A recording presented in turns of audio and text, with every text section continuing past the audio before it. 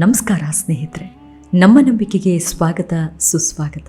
ಸ್ನೇಹಿತರೆ, ನಾಗರಿಕತೆ ಪ್ರಾರಂಭವಾದಾಗಿನಿಂದಲೂ ಭವಿಷ್ಯವನ್ನು ಇಣಿಕಿ ನೋಡುವ ಕುತೂಹಲ ಮಾನವನಿಗೆ ಸಹಜವಾಗಿ ಇರುವಂಥದ್ದೇ.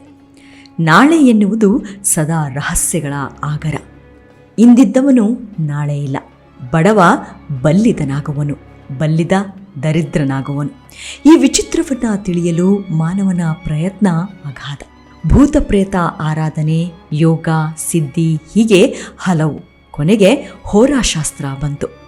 ವ್ಯಕ್ತಿ ಹುಟ್ಟಿದಾಗ ಆಕಾಶದಲ್ಲಿ ಗ್ರಹ ನಕ್ಷತ್ರಗಳು ಎಲ್ಲೆಲ್ಲಿ ಇದ್ದವೆಂದು ಪರಿಶೀಲಿಸಿ ಅವುಗಳ ಗುಣಗಳನ್ನು ಲೆಕ್ಕ ಹಾಕಿ ಮನುಷ್ಯನ ಭೂತ ಭವಿಷ್ಯತ್ ವರ್ತಮಾನಗಳನ್ನು ತಿಳಿಯುವ ಪ್ರಯತ್ನವೇ ಹೋರಾಶಾಸ್ತ್ರ ಅಥವಾ ಫಲಜ್ಯೋತಿಷ್ಯ. ಗ್ರಹ ನಕ್ಷತ್ರಗಳ ಸ್ಥಾನ ಚಲನೆಗಳನ್ನು ತಿಳಿಯುವುದಷ್ಟೇ ಜ್ಯೋತಿಷ್ಯ ಶಾಸ್ತ್ರದ ಕೆಲಸ.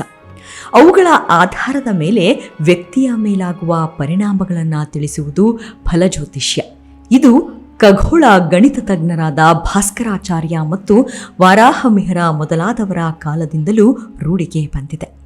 ಆದರೆ ಈಗ ಹೋರಾಶಾಸ್ತ್ರವನ್ನೇ ಅಥವಾ ಫಲಜ್ಯೋತಿಷ್ಯ ಶಾಸ್ತ್ರವನ್ನೇ ಜ್ಯೋತಿಷ್ಯ ಶಾಸ್ತ್ರವೆಂದು ಕರೆಯುವ ರೂಢಿ ಬಂದಿದೆ. ಆಕಾಶಕಾಯಗಳ ಚಲನ ಇತ್ಯಾದಿ ವಿವರವನ್ನು ತಿಳಿಸುವ ಶಾಸ್ತ್ರವನ್ನು ಖಗೋಳ ಶಾಸ್ತ್ರವೆಂದು ಕರೆಯಲಾಗಿದೆ.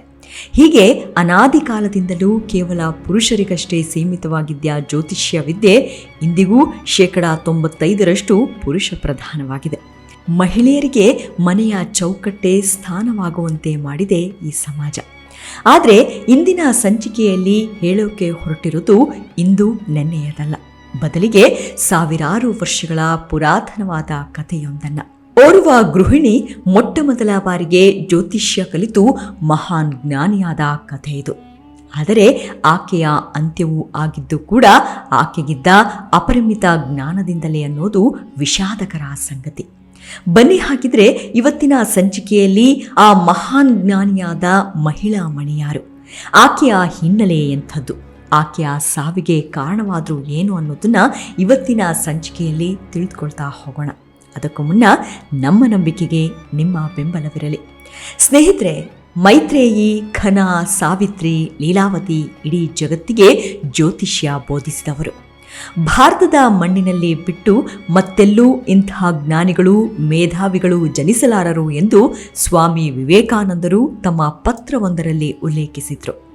ಹಾಗೆ ಖನ ಮತ್ತು ಲೀಲಾವತಿ ಭಾರತದ ಜ್ಯೋತಿಷ್ಯ ಶಾಸ್ತ್ರ ಮತ್ತು ಗಣಿತ ಶಾಸ್ತ್ರಗಳಲ್ಲಿ ಬಹುದೊಡ್ಡ ಹೆಸರನ್ನ ಹೊಂದಿರುವ ಪ್ರಮುಖ ಮಹಿಳಾ ಮಣಿಯಾಗಿದ್ದರು. ಅವರಲ್ಲಿ ಖನಾಳ ಜೀವನ ಚರಿತ್ರೆಯನ್ನ ಆಲಿಸಿದರೆ ನಿಜಕ್ಕೂ ಬೆರಗುಗೊಳಿಸುತ್ತೆ. ಆಕೆಯ ಬಗ್ಗೆ ನಮಗೆ ಮಾಹಿತಿ ದೊರೆಯುವುದು ಸುಮಾರು 7ನೇ ಶತಮಾನದಲ್ಲಿಯೇ. 7 ಅಥವಾ 8ನೇ ಶತಮಾನದಲ್ಲಿ ಉಜ್ಜಯಿನಿಯನ್ನು ಆಳುತ್ತಿದ್ದ ರಾಜ ವಿಕ್ರಮಾದಿತ್ಯನ ಆಸ್ಥಾನದಲ್ಲಿ ಪ್ರಸಿದ್ಧರಾಗಿದ್ದ ನವರತ್ನಗಳಲ್ಲಿ ಮಹಾನ್ ಜ್ಯೋತಿಷಿ ವಾರಾಹಮಿಹಿರರು ಕೂಡ ಒಬ್ಬರಾಗಿದ್ದರು. ವಾರಾಹಮಿಹಿರ ಈಗಿನ ಉಜ್ಜಯಿನಿಯಲ್ಲಿ, ಅಂದರೆ ಆಗಿನ ಕಾಲದಲ್ಲಿ ಅವಂತಿ ದೇಶದ ಮಾಲ್ವಾ ಎಂಬಲ್ಲಿ ಖಗೋಳ ಶಾಸ್ತ್ರಜ್ಞರಾದ ಆದಿತ್ಯದಾಸ ಹಾಗೂ ಸತ್ಯವತಿಯರ ಮಗನಾಗಿ ಜನಿಸಿದರು. ನಂತರ ಕಪಿಕ್ತಕ ಎಂಬಲ್ಲಿ ವಿದ್ಯಾಭ್ಯಾಸವನ್ನ ಪಡೆದರು. ಯಶೋವರ್ಮನ ಆಸ್ಥಾನದ ನವರತ್ನಗಳಲ್ಲಿ ಒಬ್ಬರು. ಈ ಮಹಾಜ್ಯೋತಿಷಿ ಮತ್ತು ವಿಜ್ಞಾನಿಯ ಬಗ್ಗೆ ಎಷ್ಟು ಹೇಳಿದರೂ ಕಡಿಮೆಯೇ. ಸುಮಾರು 1500 ವರ್ಷಕ್ಕೂ ಮುನ್ನವೇ ಮಂಗಳ ಗ್ರಹದಲ್ಲಿ ನೀರು, ಕಬ್ಬಿಣ ಇದೆ ಎಂದು ಹೇಳಿದ್ದ.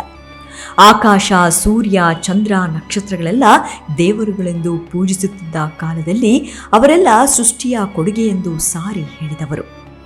ಯಾವುದೇ ಉಪಕರಣಗಳಿಲ್ಲದ ಆ ಕಾಲದಲ್ಲಿ ಸೂರ್ಯ, ಚಂದ್ರ, ಭೂಮಿ, ಗ್ರಹಗತಿಗಳನ್ನು ಕರಾರುವಕ್ಕಾಗಿ ಹೇಳಿದವರು. 519ನೇ ಇಸವಿಯಲ್ಲಿ, ಅಂದರೆ ತನ್ನ 13ನೇ ವಯಸ್ಸಿನಲ್ಲಿ ಸೂರ್ಯ ಸಿದ್ಧಾಂತ ಬರೆದರು. ಇದರಲ್ಲಿ ನಕ್ಷತ್ರ ಮಂಡಲ, ಸೂರ್ಯಗ್ರಹಣ ಮತ್ತು ಗ್ರಹಗಳ ಸ್ಥಾನಗಳನ್ನು ಕುರಿತು ವಿವರಿಸಿದರು.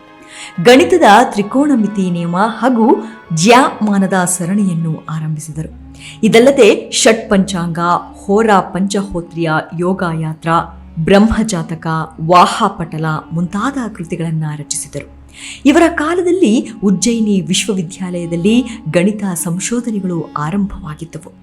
ಇವರ ನಂತರ ಬಂದ ಆರ್ಯಭಟ ಇದನ್ನ ಮುಂದುವರಿಸಿ ಆಧುನಿಕ ಗಣಿತದ ರೂವಾರಿಯಾದರು. ಇವರು ಮೊಟ್ಟ ಮೊದಲ ಜಲವಿಜ್ಞಾನಿಯೂ ಹೌದು. ಮಳೆ, ಅಂತರ್ಜಲದ ಮಟ್ಟ, ನೀರಿನ ಒಳಹರಿವು, ಭೂಜಲವನ್ನು ಗುರುತಿಸುವುದು, ಮಣ್ಣಿನ ಗುಣಮಟ್ಟದಿಂದ ನೀರಿನ ಪ್ರಮಾಣ ಅಳೆಯುವುದು, ಯಾವ ದಿಕ್ಕಿನಿಂದ ಯಾವ ದಿಕ್ಕಿಗೆ ನೀರು ಹರಿಯುತ್ತದೆ ಮತ್ತು ಪ್ರವಾಹ ತಡೆ, ಬರ ಪರಿಹಾರಕ್ಕಾಗಿ ಮಾರ್ಗೋಪಾಯದ ಬಗ್ಗೆ ಕೂಡ ಹೇಳಿದ್ದಾರೆ. ಇಂತಹ ಮಹಾನ್ ಜ್ಞಾನಿ ವಾರಾಹಮಿಹಿರರಿಗೆ ಪೃಥುವೆನೆಂಬ ಪುತ್ರನು ಜನಿಸಿದನು. ಹುಟ್ಟಿದ ತಕ್ಷಣವೇ ಮಗನ ಜಾತಕವನ್ನ ಪರೀಕ್ಷಿಸುವಾಗ ವಾರಾಹರಿಂದ ಒಂದು ಸಣ್ಣ ತಪ್ಪು ನಡೆದು ಹೋಯಿತು. ಇದರಿಂದಾಗಿ ಅವರು ಮಗುವಿನ ಆಯುಷ್ಯು 10 ವರ್ಷಗಳೆಂದು ಅರಿತು ಅಲ್ಪಾಯುಷಿ ಮಗನನ್ನ ಪ್ರೀತಿಸಿ ಮುಂದೆ ದುಃಖಕ್ಕೀಡಾಗುವುದು ಬೇಡವೆಂದು ಮಗುವನ್ನ ಮಣ್ಣಿನ ಮಡಿಕೆಯಲ್ಲಿರಿಸಿ ಕ್ಷಿಪ್ರಾ ನದಿಯಲ್ಲಿ ತೇಲಿಬಿಟ್ಟರು. ಮಡಿಕೆಯು ತೇಲಿಕೊಂಡು ಹೋಗಿ ಕೆಲವು ವರ್ತಕರ ಕೈ ಸೇರಿತು. ಅವರು ಆ ಮಗುವಿನ ಪಾಲನೆ ಪೋಷಣೆ ಮಾಡಿ ಅವನಿಗೆ ಒಂದು ಕೆಲಸವನ್ನೂ ಕೊಟ್ಟರು. ಬಾಲಕನು ಅತ್ಯಂತ ಸಮರ್ಥನಾಗಿದ್ದನು. ಅವನಿಗೆ ವಂಶ ಪಾರಂಪರ್ಯವಾಗಿ ಬಂದ ಜ್ಯೋತಿಷ್ಯ ಶಾಸ್ತ್ರದ ಪ್ರಜ್ಞೆಯು ಬಹಳವಾಗಿತ್ತು.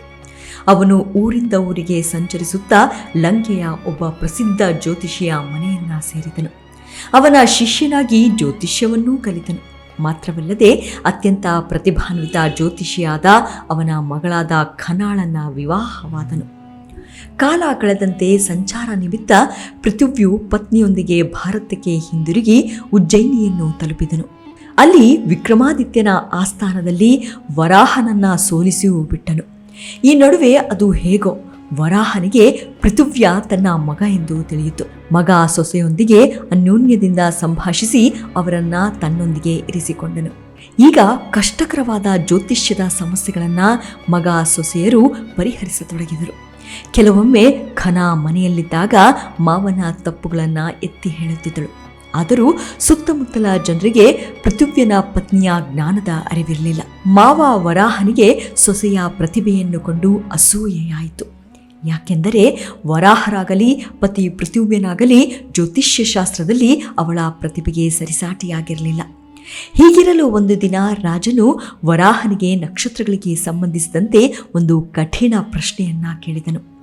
ಆಗ ವರಾಹನು ಉತ್ತರಿಸಲು 1 ದಿನದ ಕಾಲಾವಕಾಶ ಕೇಳಿಕೊಂಡನು. ಮನೆಗೆ ಬಂದು ಬಹಳಷ್ಟು ಆಲೋಚಿಸಿದಾಗಲೂ ಉತ್ತರ ಸಿಗದೆ ಹೋದಾಗ ಊಟದ ಸಮಯದಲ್ಲಿ ಖನ ಅತ್ಯಂತ ಸುಲಭವಾಗಿ ಆ ಪ್ರಶ್ನೆಗೆ ಉತ್ತರವನ್ನ ನೀಡಿದಳು. ರಾಜನ ಆಸ್ಥಾನದಲ್ಲಿ ತನ್ನ ಮರ್ಯಾದೆಯನ್ನ ಸೊಸೆ ಕಾಪಾಡಿದಳೆಂದು ವರಾಹನಿಗೆ ಬಹಳ ಸಂತೋಷವಾಯಿತು. ಮರುದಿನ ರಾಜಸಭೆಯಲ್ಲಿ ವರಾಹನು ರಾಜನಿಗೆ ಉತ್ತರವನ್ನ ಒಪ್ಪಿಸಿದಾಗ ರಾಜನು ವರಾಹನಲ್ಲಿ ಉತ್ತರವನ್ನ ಹೇಗೆ ಪಡೆದೆ ಎಂದು ಪ್ರಶ್ನಿಸಿದನು. ಆಗ ವರಾಹನು ಉತ್ತರ ನೀಡಿದವಳು ತನ್ನ ಸೊಸೆ ಖನ ಎಂದು ಒಪ್ಪಿಕೊಳ್ಳಬೇಕಾಯಿತು. ಖನಾಳ ಪ್ರತಿಭೆಗೆ ರಾಜ ಮತ್ತು ಆಸ್ಥಾನ ಪಂಡಿತರೆಲ್ಲ ಬೆರಗಾದರು. ರಾಜ ಖನಾಳನ್ನು ರಾಜಗೌರವದೊಂದಿಗೆ ಆಸ್ಥಾನಕ್ಕೆ ಕರೆತನ್ನಿರಿ, ನಾನು ಇನ್ನೂ ಕೆಲವು ಗ್ರಹದ ಪ್ರಶ್ನೆಗಳನ್ನ ಕೇಳಬೇಕು ಎಂದು ಆಜ್ಞಾಪಿಸಿದನು. ಮೊದಲೇ ಖನಾಳ ಪ್ರತಿಭೆಯ ಬಗ್ಗೆ ಅಸೂಯೆಯನ್ನು ಹೊಂದಿದ್ದ ವಾರಾಹನಿಗೆ ಈ ವಿಚಾರವು ಸಹಿಸಲಾಗಲಿಲ್ಲ. ಮನೆಗೆ ಮರಳಿದ ವಾರಾಹನು ತನ್ನ ಮಗ ಪೃಥ್ವಿನಿಗೆ ಖನಾಳ ನಾಲಿಗೆಯನ್ನು ಕತ್ತರಿಸುವಂತೆ ಆದೇಶಿಸಿದನು. ಪೃಥ್ವಿಯ ಸಂದಿಗ್ಧದಲ್ಲಿ ಸಿಲುಕಿದನು. ತಂದೆಯ ಆದೇಶವನ್ನು ಪಾಲಿಸುವುದೋ ಅಥವಾ ಪ್ರಾಮಾಣಿಕ ಪತಿವ್ರತ ಪತ್ನಿಯ ವಿದ್ವತ್ತಿಗೆ ಬೆಲೆ ಕೊಡುವುದೋ ಎಂದು. ಇಂತಹ ಸಂದರ್ಭದಲ್ಲೂ ಖನ ತನ್ನ ಪತಿಗೆ ನೆರವಾದಳು. ಖನಾಳು ತನ್ನ ಪತಿಗೆ ಪತ್ನಿಯ ಮೇಲಿನ ಪ್ರೇಮಕ್ಕಿಂತ ತಂದೆಯ ಮಾತನ್ನ ಪರಿಪಾಲಿಸುವುದೇ ಶ್ರೇಷ್ಠವೆಂದು ಸೂಚಿಸಿದಳು. ಅಲ್ಲದೆ ತಾನೊಂದು ಅವಘಡದಲ್ಲಿ ತೀರಿಕೊಳ್ಳಲಿದ್ದೇನೆ, ಆದ್ದರಿಂದ ಯಾವುದೇ ಚಿಂತೆಯೂ ಇಲ್ಲದೆ ತನ್ನ ನಾಲಿಗೆಯನ್ನು ಕತ್ತರಿಸುವಂತೆ ಕೇಳಿಕೊಂಡಳು. ಪೃಥುವ್ಯ ಅತ್ಯಂತ ದುಃಖದಿಂದ ತನ್ನ ಪ್ರತಿಭಾವಂತ ಪತ್ನಿಯ ವಿನಂತಿಯನ್ನ ಸ್ವೀಕರಿಸಬೇಕಾಯಿತು. ಈ ದಿಟ್ಟ ಮಹಿಳೆಯು ತನ್ನ ಪತಿಗೆ ದಿಟ್ಟವಾದ ಕರ್ತವ್ಯ ಪಾಲನೆಯ ವಿಧಾನವನ್ನ ತೋರಿಸಿಕೊಟ್ಟಳು.